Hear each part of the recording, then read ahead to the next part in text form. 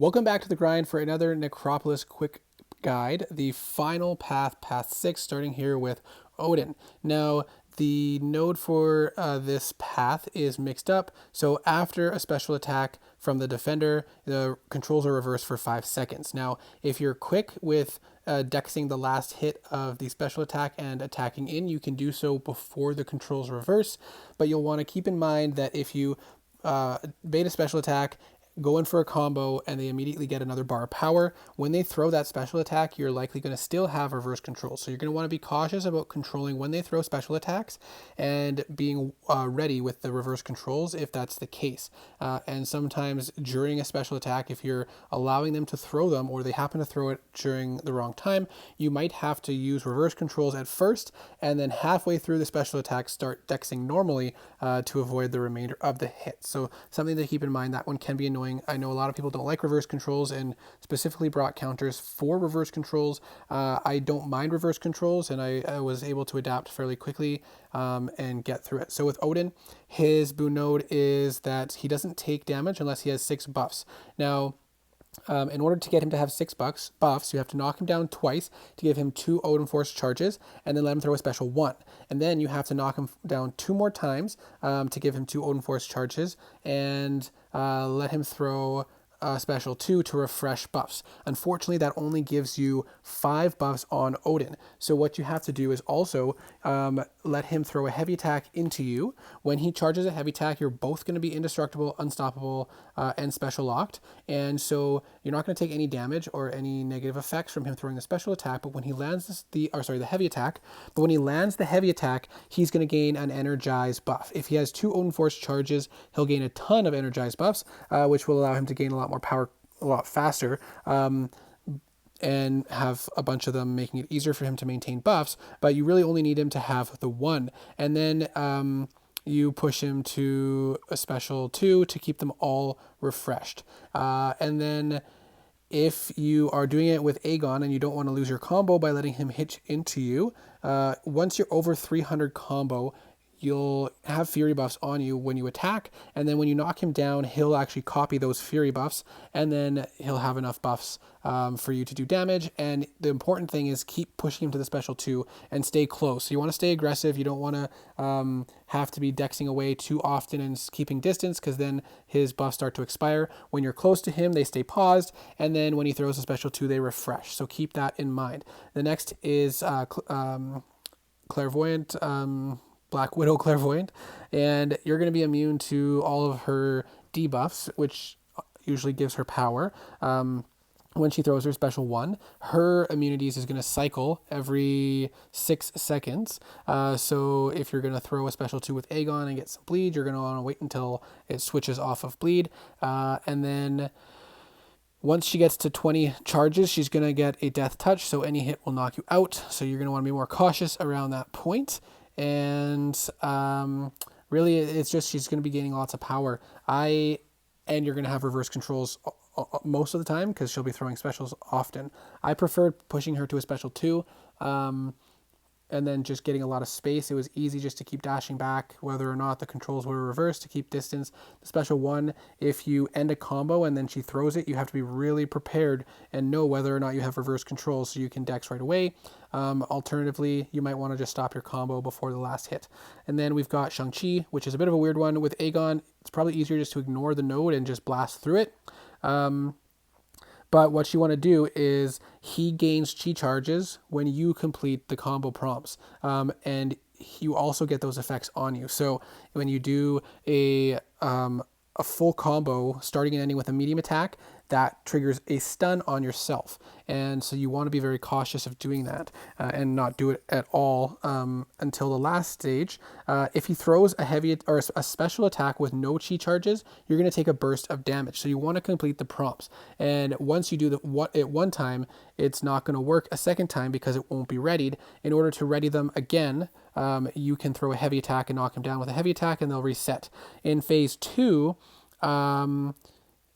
if you trigger an unreadied Wushu strike, you'll take a burst of damage. So if you do medium, light, medium, and again medium, light, medium before re-readying them, you'll take a burst of damage. And then in phase 3, you can't reset them anymore. With a heavy attack, you have to complete all of them. So you want to complete all the Wushu strikes, and then the last one you do should be a medium, light, light, light, medium. And as soon as you finish it, you'll get stunned. But once they are finished, it removes stuns from you, so that way you can play into it and not worry about the stun. Then we've talked about Squirrel Girl before. Tiptoe goes on to you, deals burst for ruptures and applies ruptures to you over time, and you can't heavy attack her while she's stunned, otherwise she'll go unstoppable.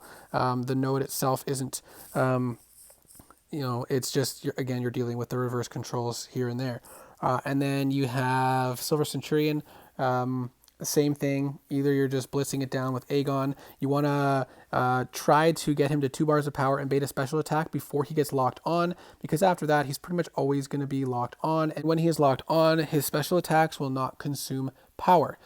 So either you want really good power control like Doctor Doom, or you just kind of blitz through, throw a special 3 with Aegon, do as much damage as you can into a striker, and then just hope he'll keep trading punches back and forth for a little while. But you can do it in 2, 3, 4, 5 revives, no problem.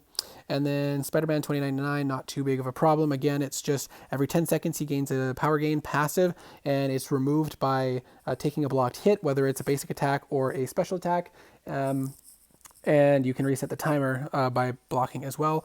And then for Sunspot, again, the idea is that once you consume all of his solar charges, whether by time running out or using more critical hits, he's going to start applying Nova Flame passives to you. And if you throw special attacks during that time, you're going to take Power Sting, so you just don't want to throw special attacks while that's active and wait for it to reset.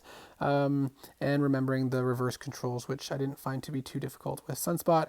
And then we move on to the next path, and this path node is every 15 seconds, all of your power is going to be removed unless you're performing a special attack or dodging back at the time of the timer expires. So when you see the timer is about to end, just start dashing backwards several times, and you'll be able to keep your power. You don't need it for every fight. Some of the fights you really doesn't really matter too much, depending on the champions that you're using, but it is definitely nice to have, especially certain champions are going to rely on it.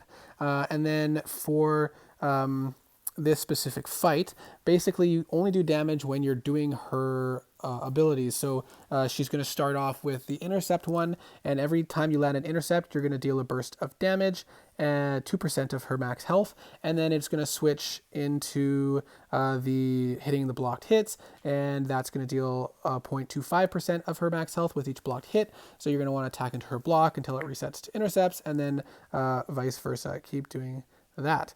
And then Ant-Man, he's just a really big Ant-Man. That's pretty much it.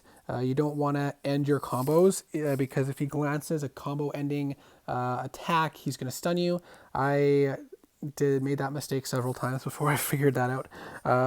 And if you want to prevent him from throwing a special 1 for some reason, depending on your playstyle, you can prevent his special 1 from being used by landing an intercept. Otherwise, it's just a really big Ant-Man. And then Kitty Pryde, also just a really big Kitty Pryde. There are some details about stuff in here that didn't really come into play too much for me.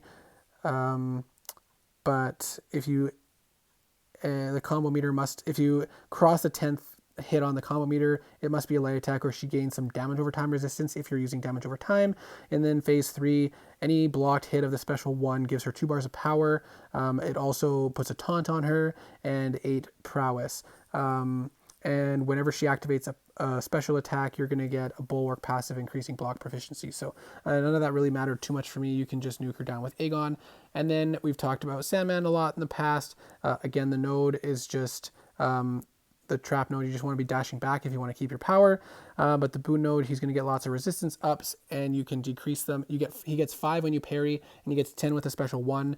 And he loses 1 for each hit that you do, whether it's a basic attack or a special attack. And so you can actually manage those pretty well and keep him from ever going unstoppable. If he does go unstoppable, you can parry and do like 2 light attacks into him, and then back off, and that will help the unstoppable go away faster.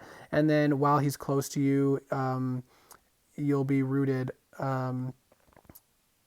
or sorry, when he becomes unstable, heavy attacks and uses a heavy attack, you'll be rooted while unstable. And when he's close to you or while you're rooted, he'll be more likely to throw heavy attacks. So that matters also when you lose your charges and you just get rooted during special attacks. And then the node doesn't matter too much for this fight because you don't end up using special attacks against him. Again, with Aegon at 999, you're not unblockable until you get one hit on the combo meter. So don't attack him. Just wait for him to dash back, then dash into him and hit into his block. And as you do that, you'll be triggering buffs and doing damage. You only do damage by triggering buffs. Or you can just use Team Revives. Any champion, dex a hit, parry, do an attack to consume it, and each one of those is going to deal a burst of damage.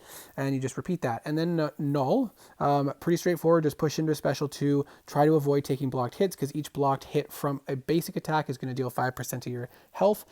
So limit the amount of times you take the block hit, or just heal up a lot so you can, take blocked hits and reparry to push him to special 2s, and make sure that if you're trying to save power, you're dashing back before the timer expires. And Shocker, nothing too crazy about Shocker, just remembering that his heavy attacks will make him indestructible and unstoppable, and then if he's close to you and he has 50 vibro shock charges, you'll be rooted. So it's still fairly easy to avoid it. Just keep that in mind. Otherwise, it's a fairly simple, straightforward fight. One of the easiest fights on this path. And that is it for the final path, Path 6. I hope this was a very helpful set of videos. Good luck with your runs, and I hope to see you in the next one.